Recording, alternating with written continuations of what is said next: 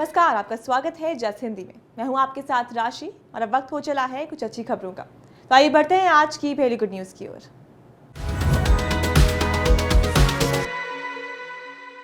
Reliance Foundation की chairperson Nita Ambani का dream project Nita Mukesh Ambani cultural centre operational हो गया है। 31 मार्च 2023 को इसका उद्घाटन किया गया था। ये कल्चरल सेंटर मुंबई के बांद्रा कुर्ला कॉम्प्लेक्स में बना है। कल्चरल सेंटर का इंफ्रास्ट्रक्चर वर्ल्ड क्लास है। ये 5 हिस्सों में बटा है: the grand theatre, the studio theatre, the cube, art house and Dhirubhai Ambani square. Centre की सबसे बड़ी खासियत है द ग्रैंड थिएटर, जिसमें 2000 लोग बैठ सकते हैं। यहाँ देश और दुनिया के बेहतरीन प्ले और म्यूजिकल्स के साथ साथ ऑस्कर अवार्ड जैसे बड़े इवेंट्स भी किए जा सकेंगे।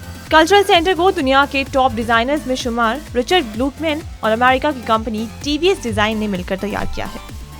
इसके निर्माण में अंबानी परिवार व्यक्तिगत तरीके से शुरुआत से ही जुड़ा है। रिलायंस फाउंडेशन का दावा है कि द ग्रैंड थिएटर में उपलब्ध सुविधाएं भारत के किसी भी परफॉर्मेंस आर्ट्स थिएटर में पहले कभी नहीं देखी गई। इसे बनाने से पहले इसके आर्किटेक्ट ने मुंबई के अलावा देश के बड़े बड़े कल्चरल और आर्ट सेंटर्स की स्टडी की। 2000 दर्शकों की सीटिंग कैपेसिटी होने के बावजूद इसे ऐसे डिजाइन किया गया कि हर दर्शक को प्रॉपर विजिबिलिटी मिल सके। नीता मुकेश अंबानी कल्चरल सेंटर के हेड टिम ब्रिंकमैन बताते हैं कि यहाँ बैठकर आपको लगेगा कि आप अकेले स्टेज पर परफॉर्म कर रहे कलाकारों को देख रहे हैं। 8400 स्वरोस्की क्रिस्टल्स और ऑटोमेटिक एलईडी लाइट्स इसकी सीलिंग की खूबसूरती बढ़ाते हैं।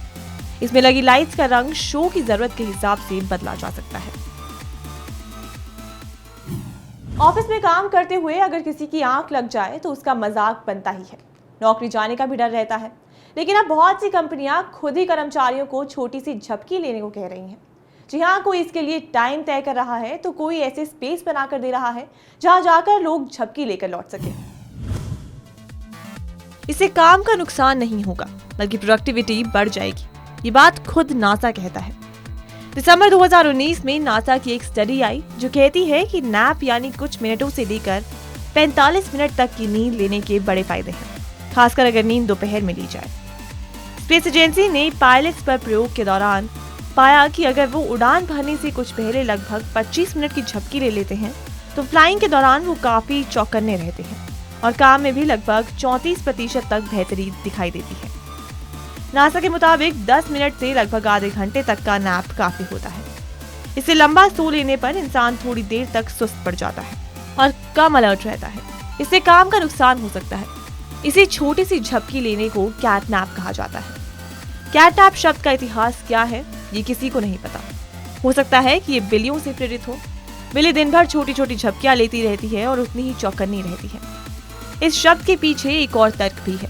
पुराने समय में जहाज चलाने वाले या फिर जहाज पर काम करने वाले अपनी कमर पर कोड़े की तरह की एक पट्टी बांध कर रखते थे। चमड़े और मेटल से बना ये पट्टा लगातार चुभते हुए लोगों को अलर्ट बनाए रखता था। जहाज पर कोई हादसा ना हो इसके लिए इस्तेमाल होते इस कोड़े को कैट ओ 9 टेल्स कहा जाता था, जिसे अलर्ट रहने से जोड़ा गया है। जापान में महिलाओं की सुरक्षा के लिए एक नया बिल संसद में पेश किया गया है। अगर ये बिल पास होकर कानून बनेगा तो जापान में स्कर्ट या दूसरे कपड़ों में महिलाओं के आपत्तिजनक फोटो लेने पर दोषी पाए गए व्यक्ति को 3 साल तक की जेल और लाखों रुपए के जुर्माने की सजा होगी। ये बिल पब्लिक डिमांड पर संसद में लाया गया है। इस बिल को लाने का मकसद अपस्कर्टिंग जैसे महिलाओं से जुड़े अपराधों को रोकना है। ब्रिटेन और यूरोप के कई देश इसे पहले ही रेप कैटेगरी में डाल चुके हैं। इन देशों में इसके लिए सजा भी तय की जा चुकी है। आपराधिक किस्म की मानसिकता के लोग छोटे कपड़ों में महिलाओं की फोटो क्लिक कर लेते हैं, फिर इन्हें किसी पॉर्न वेबसाइट को बेच देते हैं या रिवेंज पॉर्न के तहत उस महिला को बदनाम किया जाता है। इस तरह की हरकत को ही अपस्कर्टिंग कहते हैं। जापान में अब इसे रेप कैटेगरी में शामिल किया जा रहा है। लोकल लैंग्वेज यानी जापान में इसे चिकान कहा जाता है। एक रिपोर्ट के मुताबिक इस तरह के अपराध अक्सर भीड़ वाले पब्लिक प्लेसेस, थिएटर और स्टेडियम्स में अंजाम दिए जाते हैं। सबसे ज्यादा मामले जापान की मेट्रो ट्रेन में सामने आए हैं, जहां जल्दबाजी के चक्कर में महिलाएं अपने कपड़ों पर ध्यान नहीं दे पाती और अपराधियों की गंदी मानसिकता का शिकार बन जाती हैं। बिल में अपस्कर्टिंग रोकने के लिए सख्त प्रावधान किए गए हैं। इसका पास होना बिल्कुल तय है। इस केस में गिरफ्तार किए गए आरोपी को कोर्ट के सामने पेश किया जाएगा। जमानत की सख्त शर्तें लागू होंगी। उसके तमाम इलेक्ट्रॉनिक डिवाइस को जब्त करने के बाद उसकी फॉरेंसिक जांच की जाएगी। आमों के लिए जाना जाने वाला लखनऊ का मलिहाबाद आज बॉक्सिंग में अपनी पहचान बना रहा है। पिछले 5 साल में शहर ने कई राज्य और राष्ट्र स्तर की महिला मुक्केबाजों को जन्म दिया है। ये सभी बॉक्सर कई खेलों में जीत हासिल कर चुकी हैं। इन्हीं को देखते हुए अब गैर सरकारी संगठनों और कॉर्पोरेट घराने इस कस्बे में एक एडवांस बुकिंग रिंग बनाने जा रहे हैं। इसका उद्घाटन भी शनिवार को कर दिया गया है। कहते हैं अगर कुछ कर गुजरने का हौसला हो तो कुछ भी पाया जा सकता है। ऐसी कहानी लखनऊ के मलिहाबाद की इन लड़कियों की भी है। इन लड़कियों की मेहनत का अंदाजा इस बात से लगाया जा सकता है कि ये आम के बगीचों में ट्रेनिंग कर बॉक्सिंग के गुर सीख रही हैं, साथ ही मेडल भी ला रही हैं। हालांकि हर सफलता की कहानी की तरह ये भी अपने हिस्से की कठिनाइयों के बिना पूरी नहीं है। कुछ साल पहले जब पूर्व मुक्केबाज कोच मोहम्मद सैफ अली ने शहर में लड़कियों को ट्रेनिंग देने का फैसला किया तो ये काफी मुश्किल रहा, क्योंकि लोग अपनी लड़कियों को बॉक्सिंग ट्रेनिंग के लिए भेजने से कतराते थे। अपनी पहली महिला छात्र को खोजने में उन्हें काफी समय लगा, लेकिन उसके बाद से वो कभी पीछे नहीं हटे। 18 साल की मुक्केबाज शिवानी कहती हैं कि मैंने 2019 में सैफ सर से ट्रेनिंग लेना शुरू किया था। कस्बे में बॉक्सिंग रिंग की कमी के कारण सैफ सर मुझे आम के बागों और खुले मैदानों में ट्रेनिंग देते थे। वो बताती हैं कि केवल 15 दिनों की ट्रेनिंग के बाद राज्य स्तर पर शिवानी ने अपना पहला सिल्वर मेडल जीता था। वर्तमान में शिवानी राष्ट्रीय स्तर के मैचों के लिए वेट कैटेगरी में क्वालिफाई करने के लिए काम कर रही हैं। आपने अक्सर किसी कूड़े के ढेर के पास या ट्रैफिक सिग्नल पर बच्चों को कूड़ा बीनते या भीख मांगते हुए देखा होगा। ये बच्चे अपने आर्थिक हालातों या कई अन्य कारणों की वजह से पढ़ाई लिखाई नहीं कर पाते या फिर छोड़ने की मजबूरी हो जाती है। कई एनजीओज आजकल इन बच्चों को शिक्षा देने के मकसद से काम कर रहे हैं और कई एक सफल भी हुए हैं। आज हम आपको इन्हीं कुछ बच्चों के प्रयास और उनकी सफलता की कहानी के बारे में बताएंगे। 8 वर्षीय अंजू ने 99.5% अंकों के साथ कक्षा 2 की परीक्षा पास की है। ये सब एक पुलिस अधिकारी की बदौलत है, जिसने उसे 2 साल पहले एक स्कूल में दाखिला दिलाया था। अंजू एक पुलिस अधिकारी बनना चाहती हैं और वो पुलिस वाले की तरह ही अन्य बच्चों को बचाने की उम्मीद करती हैं, जो शिक्षा के माध्यम से वंचित बच्चों के जीवन को बेहतर बनाने के अभियान का हिस्सा थे।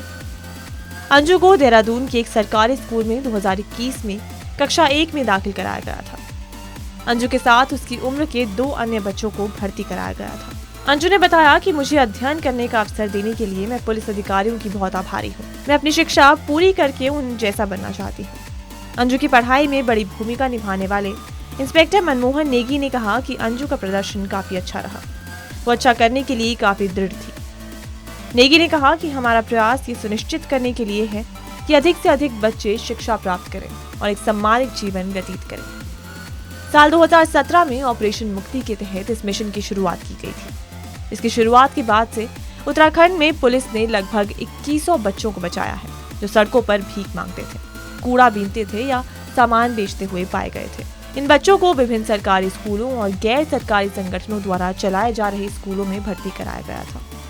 वो पढ़ाई और को करिकुलर एक्टिविटीज में काफी अच्छा कर रहे हैं। आने वाले दिनों में कर्मचारियों को बड़ी राहत मिलेगी। दरअसल उनके महंगाई भत्ते में वृद्धि की तैयारी की जा रही है।